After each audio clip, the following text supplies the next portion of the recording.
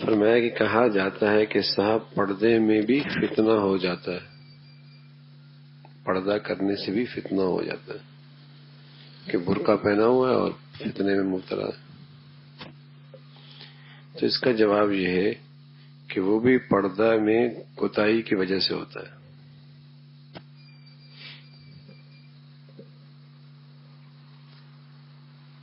پردے کے اندر بھی فتنہ ہو جاتا ہے، برقع پہنا ہوا ہے، پردہ کیا ہوا ہے، پھر بھی فتنے میں مبتلا ہے۔ تو جواب یہ ہے کہ حقیقت یہ ہے کہ وہ پردے میں بھی کوتاہی کی وجہ سے ایسا ہوتا ہے۔ اگر پردہ صحیح ہوتا تو یہ مصیبت نہ آتی۔ تو اس فتنے کی وجہ پردہ نہیں ہے، اس فتنے کی وجہ پردے میں کوتاہی ہے، پردے میں کوتاہی ہے۔ یعنی پردے میں کچھ بے پردگی ہوتی ہے تب فتنہ ہوتا ہے۔ اگر پردہ میں ذرا بے پردگی نہ ہو تو کوئی وجہ فتنے کی نہیں۔ جہاں پردہ نہیں ہوگا یا پردہ ہے اور پردے میں کوتاہی ہے تو وہاں فتنہ ہوگا۔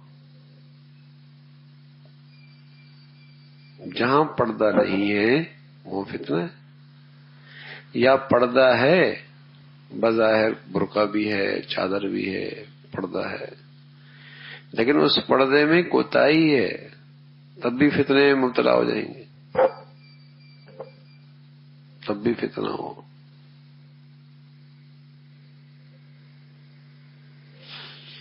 بچپن ہی سے، شروع ہی سے اپنے گھروں کا ماحول ایسا بناؤ کہ اس چیز پہ آنا آسان ہو جائے۔ اگر یہ ماحول نہ بنایا اور پانی سر سے اوپر ہو گیا تو آدمی خون کے آنسو روتا ہے، روک نہیں سکتا، روک نہیں سکتا۔ ماحول بناؤ گھروں کا۔ اگر گھروں کا ماحول محبت سے، شفقت سے نہیں بناؤ گے تو کل اپنا بھی دین پہ چلنا مشکل ہو جائے گا۔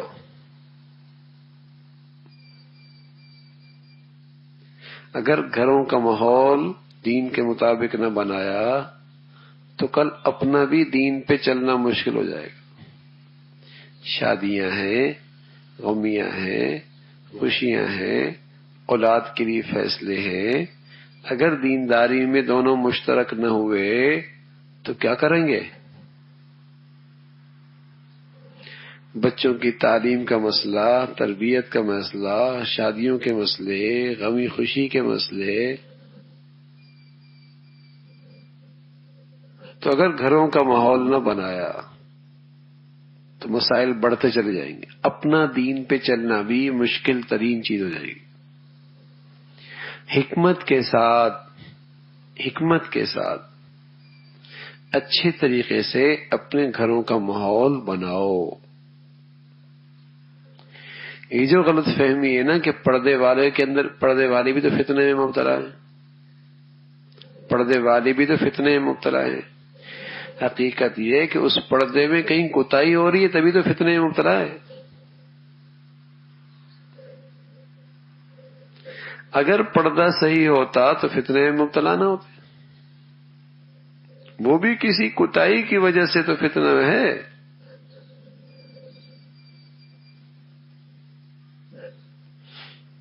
کسی کوتاہی کی وجہ سے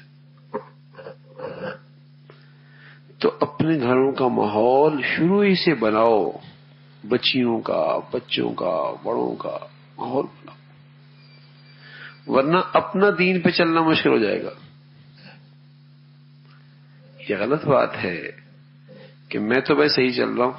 ارے میاں، میرا صحیح چلنا کافی نہیں ہے، میرے گھر والوں کا صحیح چلنا بھی ضروری ہے۔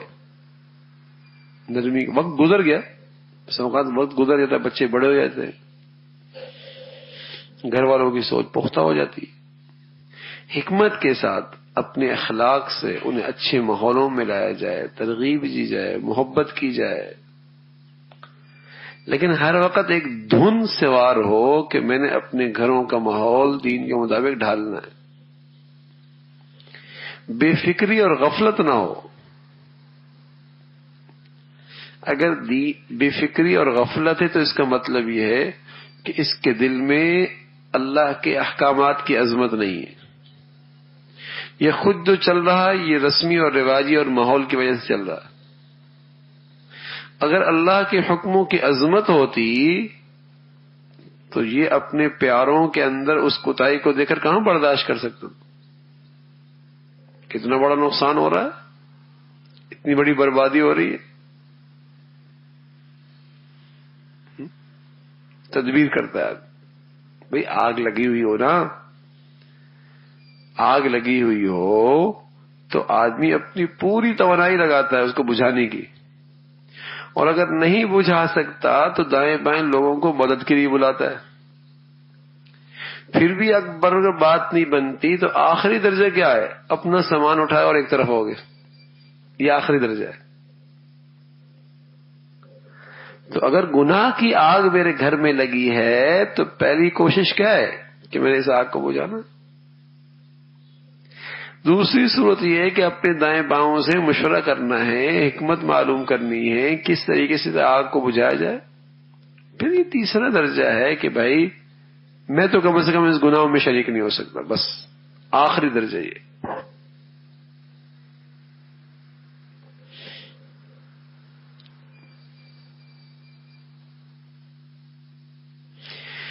یہ جو کہا جاتا ہے کہ سانپ پردے میں بھی تو فتنہ ہو جاتا ہے، اس کا جواب یہ ہے کہ وہ بھی پردے میں کوتاہی کی وجہ سے ہوتا ہے.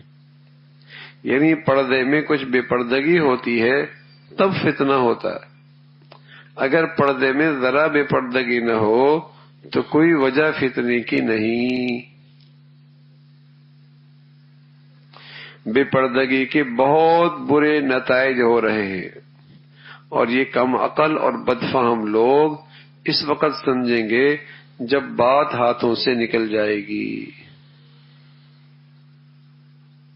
بے پردگی کے بہت برے نتائج ہو رہے، اور یہ کم عقل اور بدفہم لوگ اس وقت سمجھیں گے جب بات ہاتھ سے نکل جائے گی. اس وقت تو دماغ کو چڑھ رہی ہے، بدحواس ہو رہے ہیں، مگر یہ نشہ بہت ہی قریب اتر جانے والا ہے.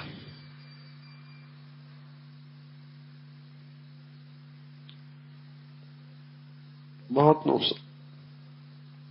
بے پردگی سے کسی گھر میں سکون نہیں رہتا، کسی گھر،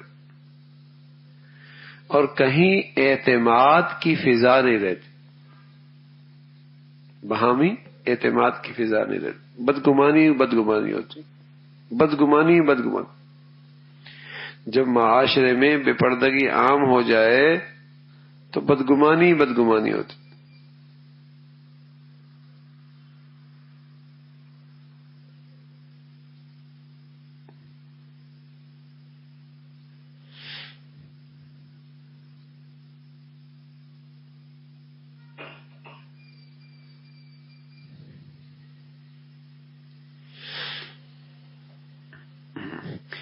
بعض عورتیں جو متشرع ہیں وہ سب نامحرموں سے پردہ کرتی ہیں، حتیٰ کہ چچا زاد بھائی سے بھی. ان کے اوپر بڑے تان ہوتے ہیں کہ بھلا بھائی سے بھی کہیں پردہ ہوتا ہے. عورتوں کے نزدیک چچا کا لڑکا ایسا ہے جیسے سکا بھائی.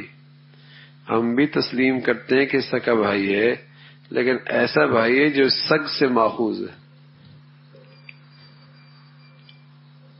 جو سگ سے محفوظ ہے. الف جو آخر میں لگا ہوا ہے وہ ایسا ہے جیسے بڑی ہانڈی کو ہنڈا کہہ دیتے ہیں، اسی طرح یہاں سگا کے میں نے بڑا سگ ہے. ہاں خطرہ ہے، اس لیے کہ بے پردگی سے جو قریبی رشتہ داروں میں خطرہ ہوتے ہیں وہ باہر سڑک پہ چلنے والے کے تھوڑی ہوتے ہیں. اس لیے کہ اس کی تو رسائی مشکل ہوتی ہے، اس کو تو ملنے میں حجاب ہوتا ہے، اس لیے کہ اس کو تو وہاں تک پہنچنے میں بہت رکاوٹیں اٹھانی پڑتی ہیں. لیکن جب رشتہ دار جن سے پردہ فرض ہے، جب وہاں پردہ نہیں ہوتا تو وہاں خطرات زیادہ ہوتے، وہاں خطرات زیادہ ہوتے، اس لیے کہ وہاں رسائی آسان ہے، وہاں ملنا آسان ہے، وہاں پہنچنا آسان ہے، وہاں بات چیت آسان ہے، وہاں اختلاط آسان ہے، اس کے خطرات زیادہ ہیں۔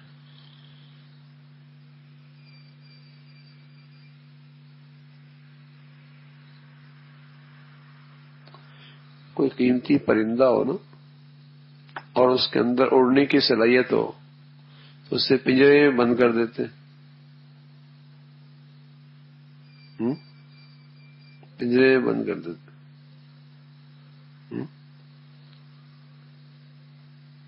کہیں اڑ نہ جائے۔ بلکہ ایک اور بات، سونا نا، سونا بہت قیمتی ہے، اسے آپ سنبھال کے رکھتے ہیں، چھپا کے رکھتے ہیں،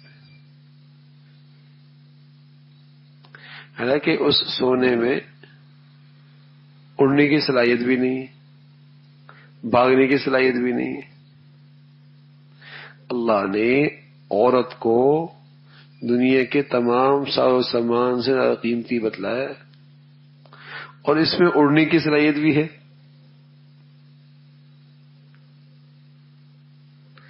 اس کے اندر دوسروں سے مانوس ہونے کی صلاحیت بھی ہے۔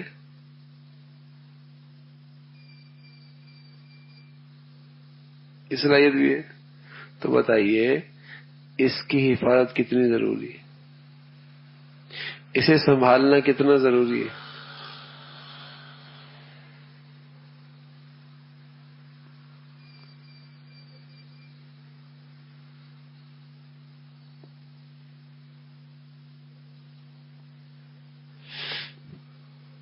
عورتیں تو عورتیں، ایسے پردے سے مرد بھی خفا ہیں۔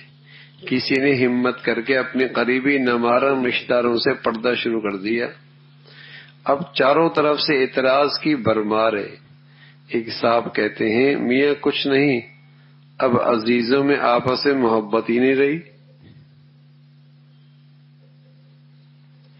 دوسرے صاحب بھی کہنے لگے ان کے گھر جائیں تو کیا دیواروں سے بولیں گے؟ یعنی جب تک عورتوں سے مذاق نہ ہو مزہ ہی نہیں آتا،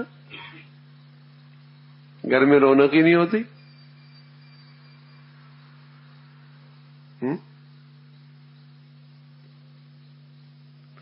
اور ایسے کم عقل ہیں، دوسرے تو بڑے ہنسی خوشی باتیں کرتے ہیں دوسروں سے، اور اپنی جو ہے اسے ہر وقت موڈ میں رہتے، ہر وقت موڈ میں رہتے، دوسروں سے بڑی گپ شپ، وہ بھی فری یہ بھی فری، اور جب اپنوں کی باری آتی تو موڈ خراب ہو جاتا۔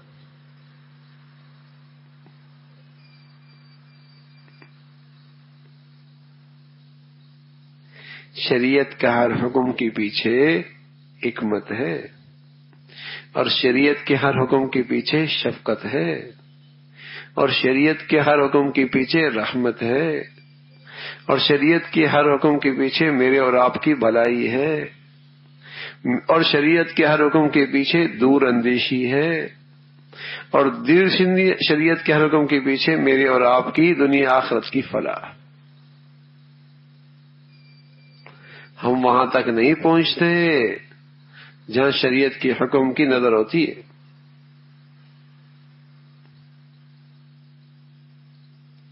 ہم وہاں تک نہیں پہنچتے۔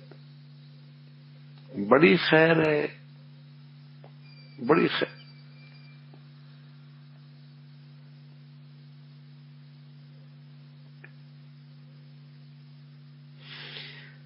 تو دوسروں سے گھر میں جائیں گے تو بھائی دیواروں سے بولیں گے، اب ہم ان کے یہاں جانا ہی بند کر دیں گے۔ سبحان اللہ!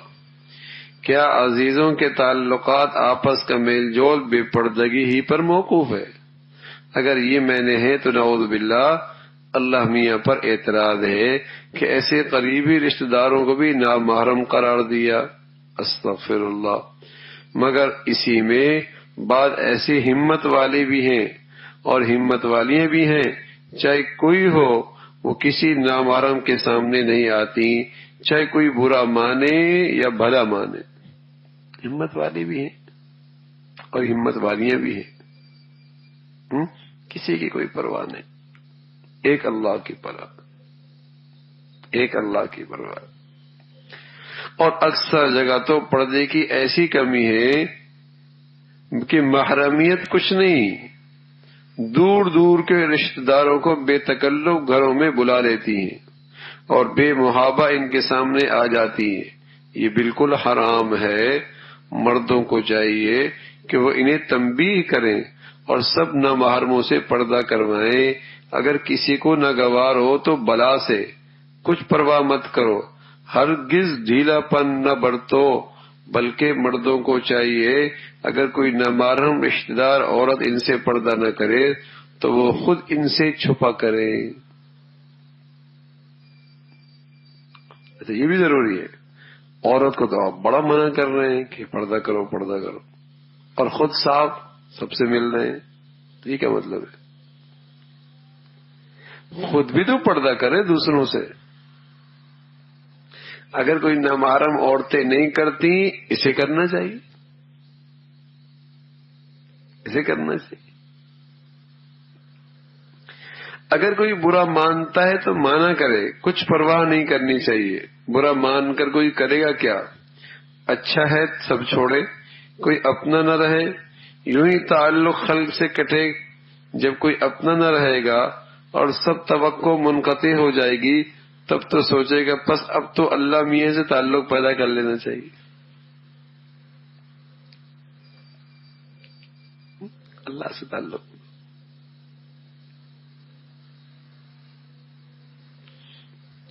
اب اللہ کے بنو، جتنے تعلقات کم ہوں اتنا ہی اچھا ہے۔ بھائی یہ تو سوچو کسے کسے راضی کرو گے؟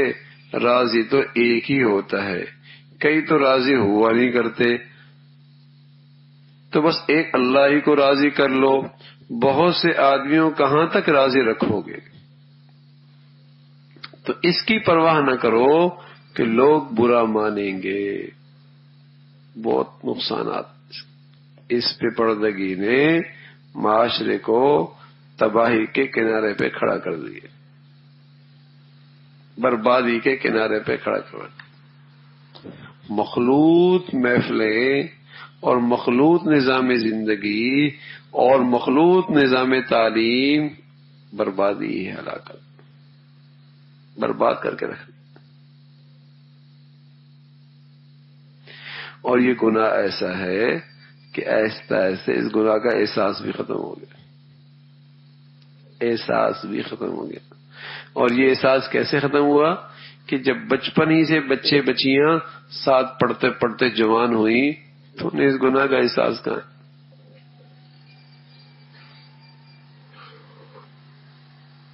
جب بچپن ہی سے ساتھ پڑھتے پڑھاتے رہے، اب اس گناہ کی برائی کہاں؟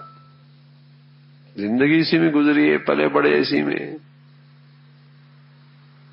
اب تو کوئی اس کے خلاف کہے تو طبیعت بڑی چبھتی ہے، طبیعت میں بہت بھاری لگتا ہے۔ یہ کیسے؟ زندگی ایسی گزری۔